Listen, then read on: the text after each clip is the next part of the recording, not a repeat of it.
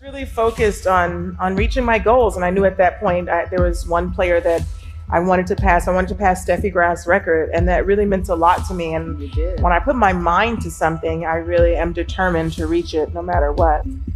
I feel like winning for me is super addictive. I feel like once you experience it, you always want to get that feeling again. And when I won my first championship, I was only 17 years old, but I never forgot that feeling. And I feel like every time I win one, I want to reach that feeling of your first championship. There's really no feeling in the world like Like that. it?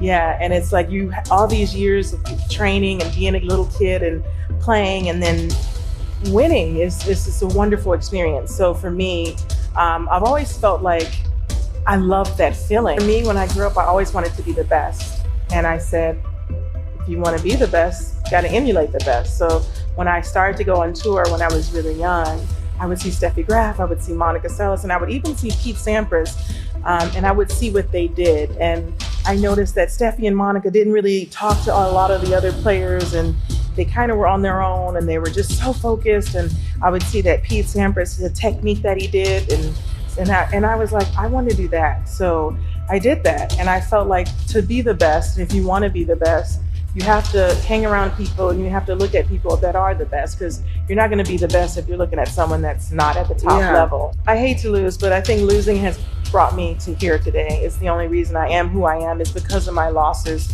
And some of them are extremely painful, but I wouldn't take any of them away, because every time I lose, it takes a really long time for me to lose again, because I learned so much from it. And I think I encourage like everyone that I talk to, I'm like, listen, if you lose or if something happens, not in sports, in business or in school, learn from it.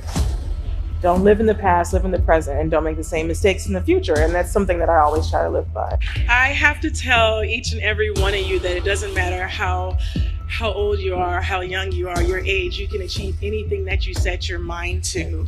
And I always say, if I can do it, anyone can do it. And the reason that I always say that is because I didn't grow up with things being handed to me. I had to work hard, I had to dedicate myself, and I had to be determined, and I was. Even outside of sport, it could be education, it could be business, it could be anything.